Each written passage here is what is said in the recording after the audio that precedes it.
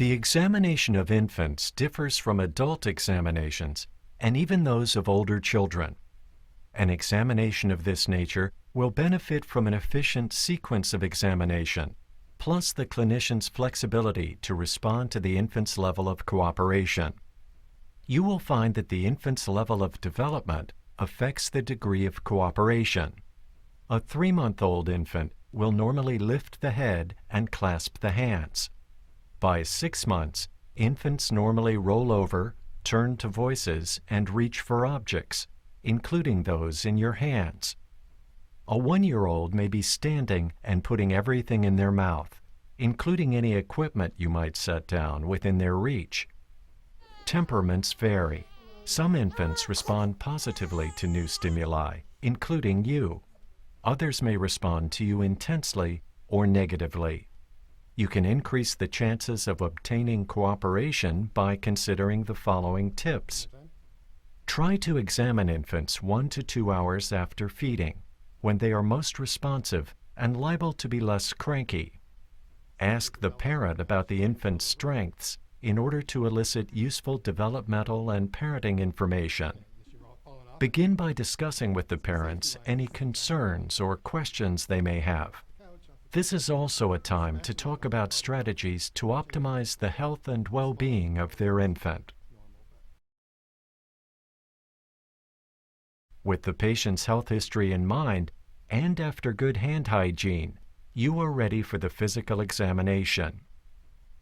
Examine the infant in the presence of the parents, as parents can often help to calm a restless or screaming baby. You can examine the infant in the parent's lap if needed, but an examination table or crib is optimal. Perform a general survey, inspecting the patient closely, literally from head to toe, in order to form impressions for your written assessment. During the general survey, observe the quality of parent-child interactions. Also look for signs of stress or depression in parents, which may place the child at risk and sometimes can indicate an increased risk for child abuse or neglect. Approach the infant gradually, using a toy or object for distraction. Speak softly to the infant or mimic the infant's sounds to attract attention. Don't expect to do a head-to-toe exam in a specific order. Take what the infant gives you and save the mouth and ear exam for last. In general, you will perform non-disturbing maneuvers early in the examination and potentially distressing maneuvers near the end. Follow the general survey with an assessment of somatic growth. Growth is one of the most important indicators of a child's health, and deviations from normal may be an early sign of an underlying problem. When assessing growth, compare your findings with normal values according to the child's age and sex. The most important tools for assessing somatic growth are growth charts. Growth charts display a series of lines that enable you to establish percentile rankings for your patients, indicating their growth relative to other children of the same chronologic age. For safety reasons, it is recommended that pediatric examination tables be placed flush against the examination room wall. For the infant, height is measured as body length. Direct measurement using a tape measure is inaccurate. For a more accurate measurement, place the baby supine on a measuring board or tray, holding the patient still with hips and knees fully extended. Weigh infants directly with an infant scale. Infants should be naked or clothed only in a diaper, in which case the diaper should be weighed separately and that weight subtracted from the overall measurement. Head circumference should always be measured during the first 2 years of life. This measurement reflects the rate of growth of the cranium and the brain. Place the measuring tape over the occipital, parietal, and frontal prominences to obtain the maximum circumference. While blood pressure is routinely measured in children older than 2 years, it can also be obtained from infants, but only if indicated. You will need skills in distraction or play to help obtain this measurement. The most easily used measure of systolic blood pressure in infants is the Doppler method, which detects arterial blood flow vibrations, converts them to systolic blood pressure levels, and transmits them to a digital readout device. You may have trouble obtaining an accurate pulse rate in squirming infants. The best strategy is to palpate either the femoral arteries in the inguinal area or the brachial arteries in the antecubital fossa, or to auscultate the heart. This measurement is important because the heart rate of infants is more sensitive to the effects of illness, exercise, and emotion than that of adults. The respiratory rate in infants has a greater range compared to adults, and in fact may vary considerably from moment to moment, with alternating periods of rapid and slow breathing. In infants, the normal rate ranges between 30 and 60 breaths per minute.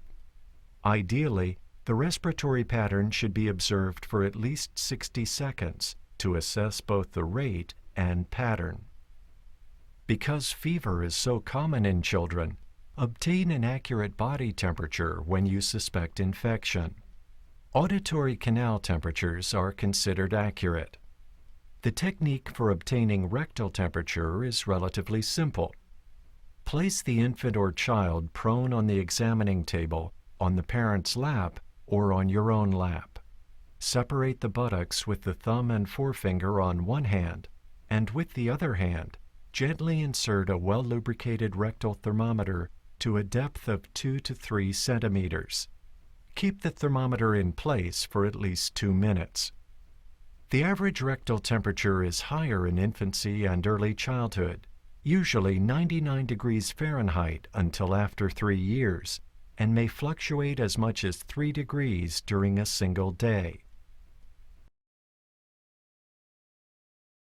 As you proceed through the examination, and as opportunity arises, examine the skin of the infant carefully to identify both normal markings and potentially abnormal ones. In infants, the skin texture is soft and smooth because it is thinner than the skin of older children. A response to cooling and chronic exposure to radiant heat can occasionally produce cutis marmorata, a lattice-like bluish mottled appearance on the trunk, arms, and legs. Other common skin conditions and rashes include acrocyanosis, milia, miliaria rubra, erythema toxicum, and pustular melanosis. Note any birthmarks in the infant and palpate to assess the degree of hydration or turgor. Roll a fold of loosely adherent skin between your thumb and forefinger to determine its consistency. In well-hydrated infants, the skin returns to its normal position immediately upon release. Normal physiologic jaundice occurs in half of all infants, appearing on the 2nd or 3rd day of life, peaking at about the 5th day, and usually disappearing within 1 week. Pressing the red color from the skin allows better recognition of the yellow of jaundice. This infant displays no sign of jaundice.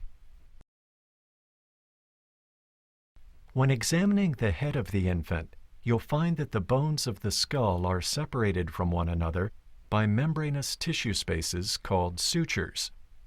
The areas where the major sutures intersect in the anterior and posterior portions of the skull are known as fontanelles. Palpate the sutures and fontanelles carefully, with the baby sitting quietly or being held upright. The fullness of the fontanelles reflects intracranial pressure. In normal infants, the anterior fontanelle is soft and flat. A full anterior fontanelle with increased intracranial pressure can be seen when a normal baby cries or vomits. Pulsations of the fontanelle reflects the peripheral pulse.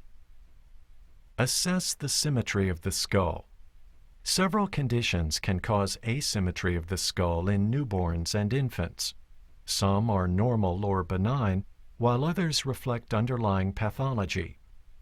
Examine the skull shape from behind.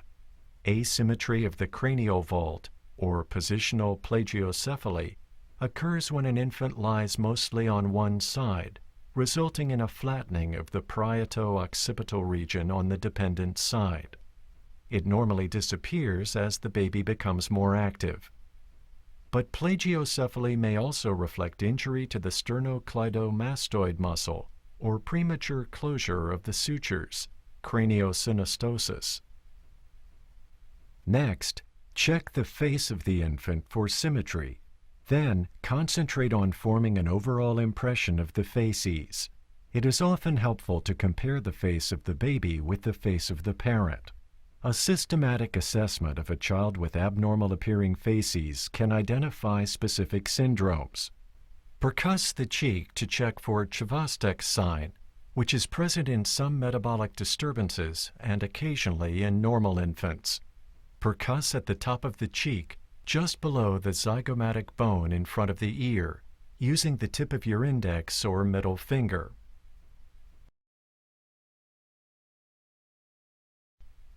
When assessing the infant's eyes, use subdued room lighting, because bright light causes infants to blink. Newborns keep their eyes closed except during brief awake periods. If you attempt to separate their eyelids, they will tighten them even more. By 1 month of age, an infant should be able to fix on objects such as your face and follow a bright light, provided you catch the baby during an alert period. Examine the infant for eye movements. Hold the baby upright, supporting the head. Rotate yourself with the baby slowly in one direction. This usually causes the baby's eyes to open, allowing you to examine the sclerae, pupils, irises, and extraocular movements. During the first few months of life, some infants have intermittent crossed eyes or intermittent laterally deviated eyes. This can be normal. Look for abnormalities or congenital problems in the sclerae and pupils. Subconjunctival hemorrhages are common in newborns. The eyes of many newborns are edematous from the birth process. Pupillary reactions can be observed either by response to light or by covering each of the infant's eyes with your hand and then uncovering them. Inspect the irises carefully for abnormalities and examine the conjunctiva for swelling or redness. Then, try to use your ophthalmoscope to examine the red retinal fundus reflex. Failure to see a red or orange reflex may indicate an abnormality. Set the ophthalmoscope to 0 diopters and view the pupil from 10 to 12 inches away. Normally, a red or orange color is reflected from the fundus through the pupil. The cornea can normally be seen at +20 diopters, the lens at +15 diopters, and the fundus at 0 diopters. Also, look carefully for retinal hemorrhages. Examination of the infant's ears is important because many abnormalities can be detected, including structural problems, otitis media, and hearing loss. Note the position of the ears in relation to the eyes. An imaginary line drawn across the inner and outer canthi of the eyes should cross the pinna or auricle. If the pinna is below this line, then the infant has low-set ears. While this may be normal, it may also be a sign of a congenital syndrome. The infant's ear canal is directed downward from the outside, so you must pull the auricle downward, not upward, to get the best view of the eardrum. Test for hearing using the acoustic blink reflex, a blinking of the infant's eyes in response to a sudden sharp sound. You should be able to produce this reflex by snapping your fingers or using a bell, beeper, or other noise-making device approximately 1 foot from the infant's ears. Be sure that you are not producing an airstream that may cause the infant to blink. This reflex may disappear after the first 2 or 3 times within a brief period because of a phenomenon known as habituation. The most important component of the examination of the infant nose is to test patency of the nasal passages. You do this by gently occluding each nostril alternately. Because infants are nasal breathers, they should easily tolerate this gentle maneuver. Do not occlude both nostrils at once, however, which would cause considerable stress. To inspect the nose, use a wide speculum and ensure the nasal septum is midline. Palpation of the sinuses of newborns is not helpful. To inspect the mouth and pharynx of infants, use a tongue blade and a light, as well as palpation. One method of examination utilizes the parent to hold the infant's head and arms. Palpate the upper hard palate to make sure it is intact. You may notice small pearl-like cysts called Epstein's pearls along the alveolar ridges or centrally on the hard palate. Epstein's pearls disappear within 1 or 2 months. You may see a whitish covering on the tongue. If this coating has been caused by milk, it can easily be removed by scraping or wiping it away. Try to distinguish milk from thrush, which is also commonly seen on the buccal and gingival surfaces. Pharynx of the infant is best seen while the infant is crying. Listen to the quality of the infant's cry. It should be lusty and strong. You will likely have difficulty using a tongue blade because it produces a strong gag reflex. Do not expect to be able to visualize the tonsils. Begin examination of the infant's neck by palpating. Because the necks of infants are short, it is best to palpate them in the supine position. Palpate the lymph nodes of the neck and assess for any additional masses, such as congenital cysts, including branchial cleft cysts, thyroglossal duct cysts, or cystic hygromas. Next, check the position of the thyroid cartilage and trachea. In newborns, palpate the clavicles and look for evidence of fracture.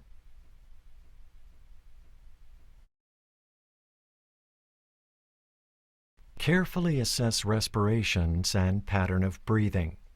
An important tip is not to rush to the stethoscope, but rather to observe the infant carefully and note respiratory rate, color, nasal component of breathing, and audible breath sounds, including nasal flaring, grunting, audible wheezing, or retractions, known as chest indrawing. Chest indrawing is the inward movement of the ribs during inspiration. Any of these signs of work when breathing indicate respiratory pathology. Percussion is not helpful in the examination of the chest of infants, as the infant's chest is hyperresonant throughout. So assess tactile fremitus by palpation. Place your hand on the infant's chest when the infant cries or makes noise. Place your hands or fingertips over each side of the chest and feel for symmetry in the transmitted vibrations.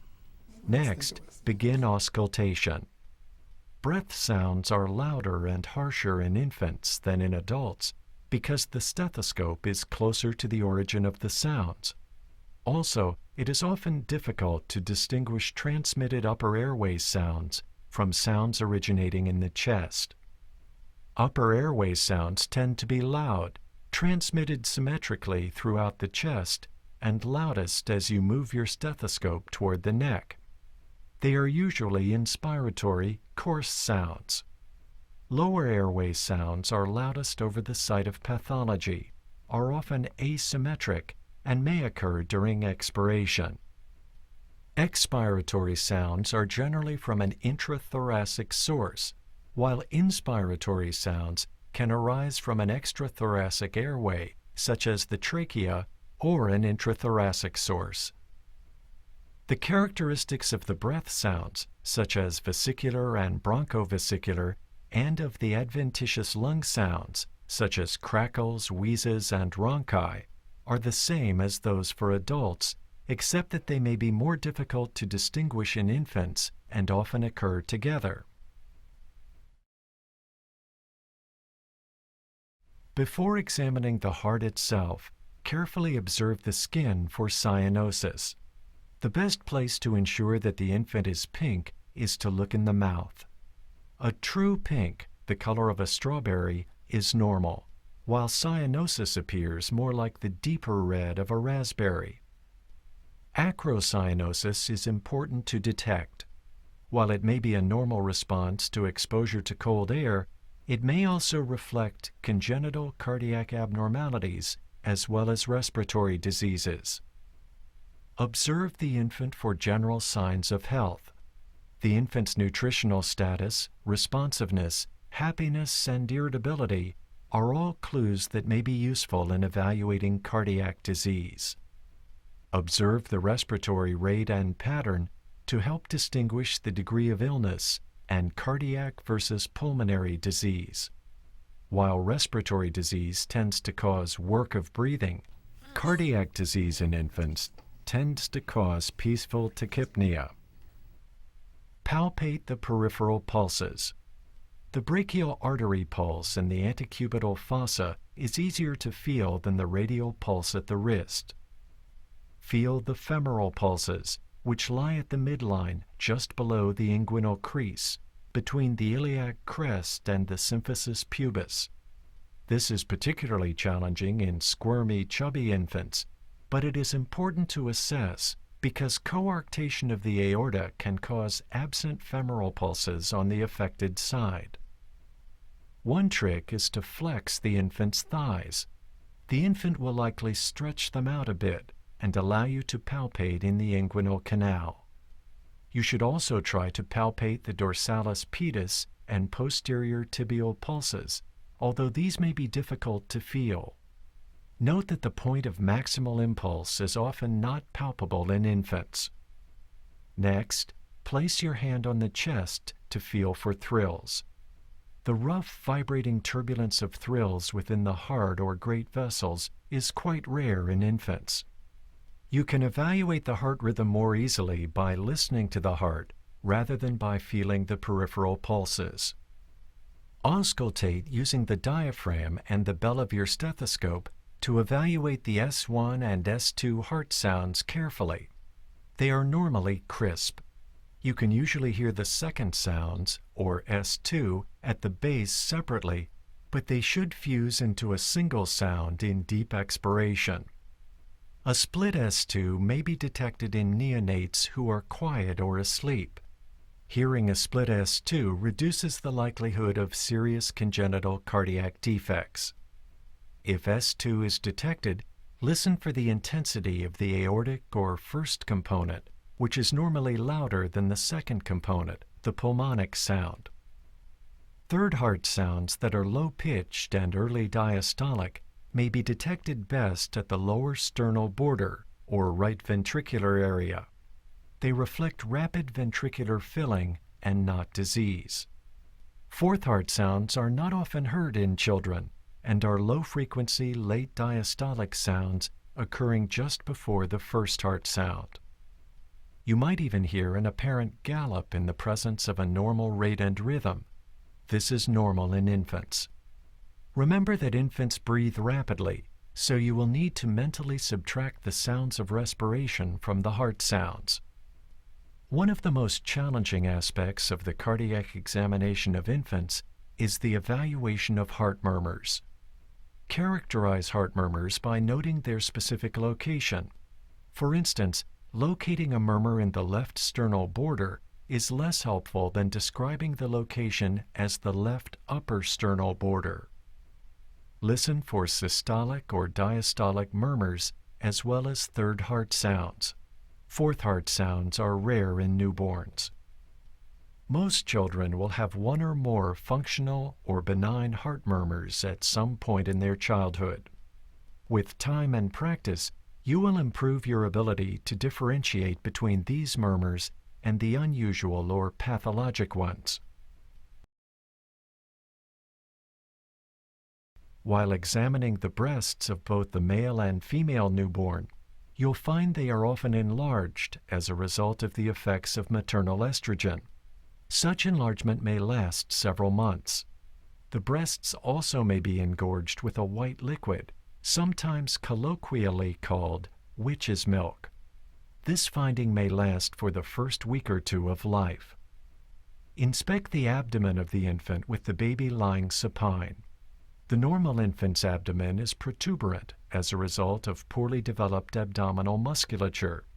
In a very young infant, inspect the umbilical cord to detect abnormalities. Normally, there are 2 thick-walled umbilical arteries and 1 larger thin-walled umbilical vein, which is usually located at 12 o'clock. Look for any redness of the skin around the umbilicus, which would be abnormal and could signify infection. Swelling around the umbilicus is probably due to umbilical hernias, which are detectable at a few weeks of age and tend to disappear by 1 year.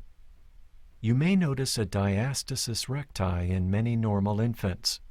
This is a separation of the 2 rectus abdominis muscles, causing a midline ridge, especially on contraction of the abdominal muscles. This is a benign condition in most cases. As in adults, auscultate the abdomen prior to palpation. You may note active tympanic sounds because of the infant's propensity to swallow air. It is easy to palpate an infant's abdomen because infants like being touched. A useful technique to relax the infant is to hold the legs flexed at the knees and hips with one hand while palpating the abdomen with the other. You may also want to request assistance from a parent or use a pacifier or bottle to quiet the infant in this position. Start gently palpating the liver in infants low in the abdomen, moving upwards with your fingers. This technique helps you avoid missing an extremely enlarged liver that extends down into the pelvis. With a careful examination, you can feel the liver edge in most infants 1 to 2 centimeters below the right costal margin. It is more difficult to feel the spleen than the liver.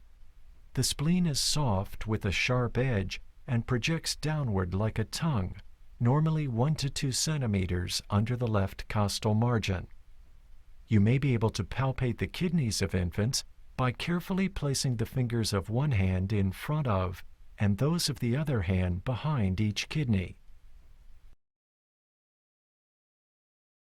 In the newborn female, the genitalia will be prominent as a result of the effects of maternal estrogen. The labia majora and minora have a dull pink color in light-skinned infants and may be hyperpigmented in dark-skinned infants. Examine the different structures systematically, including the size of the clitoris, the color and size of the labia majora, and any rashes, bruises, or external lesions. Separate the labia majora at their midpoint with the thumb of each hand and inspect the urethral orifice and labia minora.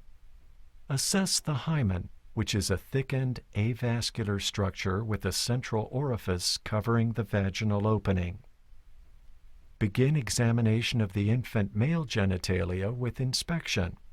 With the infant supine, note the appearance of the penis, testes, and scrotum. Then, unless the infant's penis has been circumcised, examine the foreskin, which completely covers the glans penis. You may be able to retract the foreskin of the infant just enough to visualize the external urethral meatus. Do not retract the foreskin forcefully. Examine the shaft of the penis, noting abnormalities. Make sure the penis is straight. Inspect the scrotum and testes, making sure you can feel both testes. Note any swelling within the scrotal sac and try to differentiate it from the testes.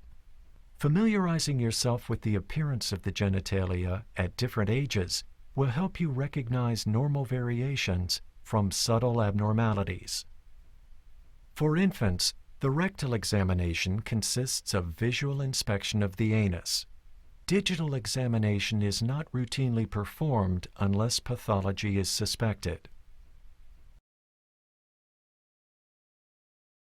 Much of the musculoskeletal examination focuses on detection of congenital abnormalities, particularly in the hands, spine, hips, legs, and feet. Combine the musculoskeletal examination with the developmental and nervous system examinations. The infant's hands are clenched because of the palmar grip reflex. Extend the fingers carefully and inspect, noting any defects.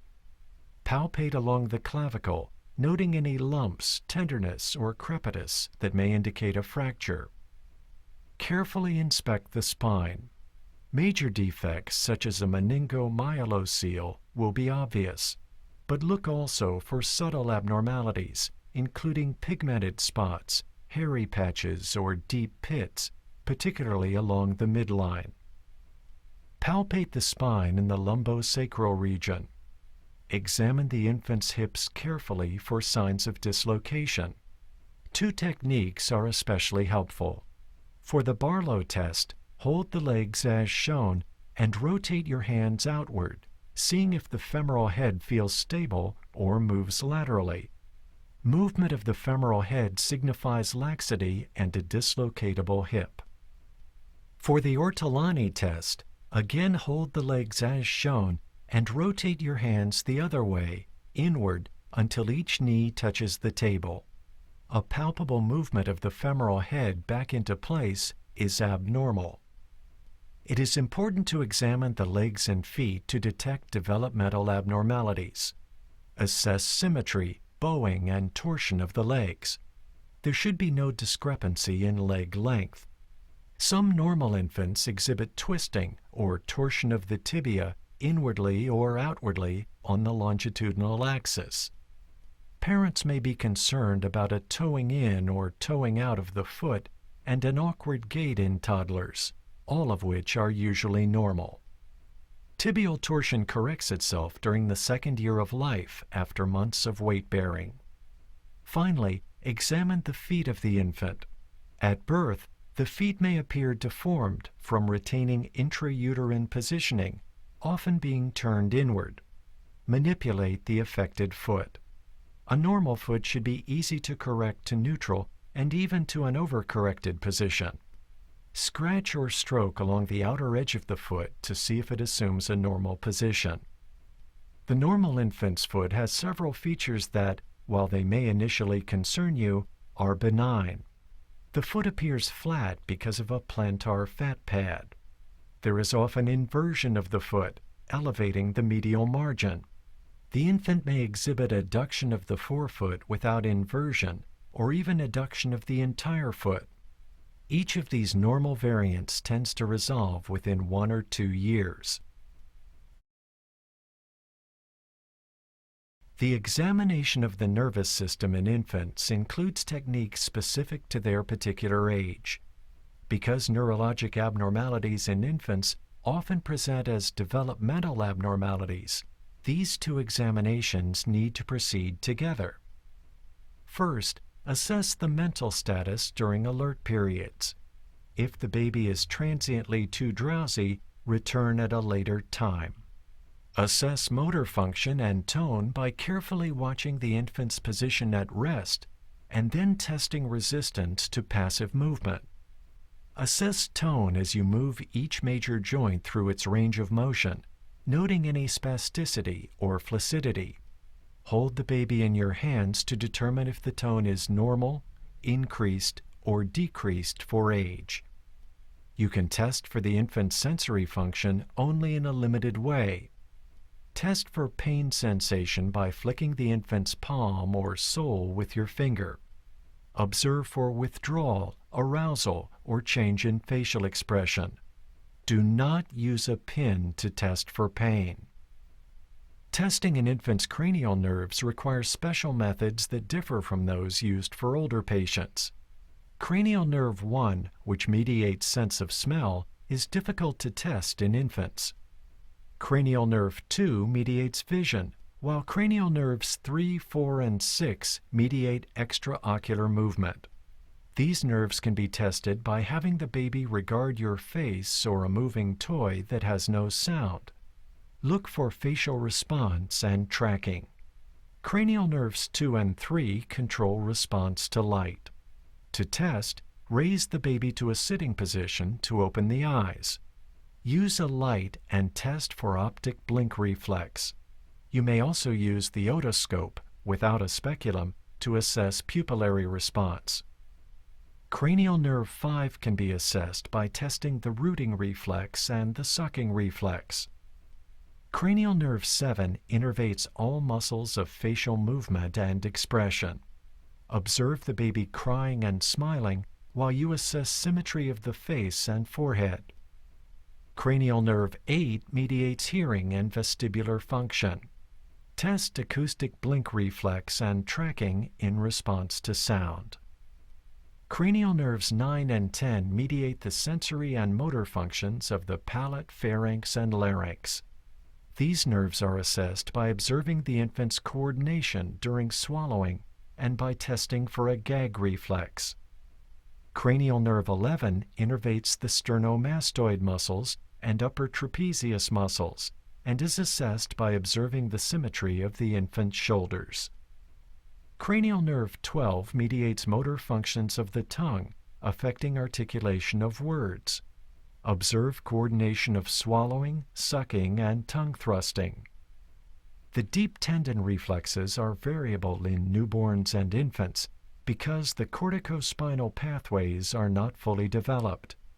Their exaggerated presence or their absence has little diagnostic significance unless this response is different from results of previous testing or unless extreme responses are observed. To elicit deep tendon reflexes of the biceps and quadriceps, use the same techniques as you would for an adult, substituting your index or middle fingers for the neurologic hammer. However, the triceps, brachioradialis, and abdominal reflexes are difficult to elicit before 6 months of age.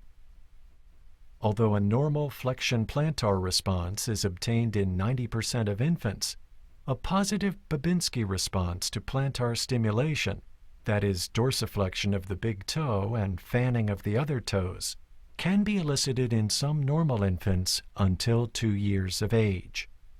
Try to elicit the ankle reflex by grasping the infant's malleolus with one hand and abruptly dorsiflex the ankle.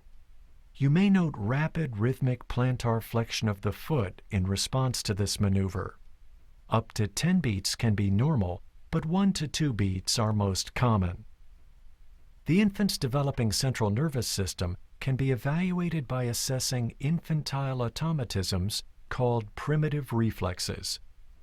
These developed during gestation are generally demonstrable at birth and disappear at defined ages. A few of the more important primitive reflexes include the palmar grasp reflex. Place your fingers into the baby's hands and press against the palmar surfaces. In infants up to 3 to 4 months old, the baby should flex all fingers to grasp your fingers. The rooting reflex. Stroke the perioral skin at the corners of the mouth. In infants up to 4 to 6 months old, the mouth should open, and the baby should turn the head toward the stimulated side and suck. The Moro or startle reflex. Hold the infant supine, supporting the head, back, and legs. Abruptly lower the entire body about 2 feet. In infants up to 4 to 6 months old, the arms should abduct and extend, hands open, while the legs flex. The infant may cry.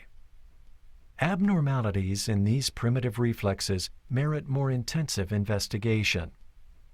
There are standardized developmental screening instruments which illustrate the key developmental milestones that an infant normally reaches. These charts can aid you in determining which age-specific developmental tasks to evaluate. By observation and play with the infant, you can do both a developmental screening examination and an assessment for gross and fine motor achievements. Remember that a clear, well-organized clinical record, employing language that is neutral, professional, and succinct, is one of the most important adjuncts to patient care. Anterior fontanelle was 1 centimeter and soft. Posterior fontanelle was closed. The right occiput showed mild plagiocephaly. Ears were normal with TMs. After practice and further review of this video, make sure you have mastered the important learning objectives for examining infants.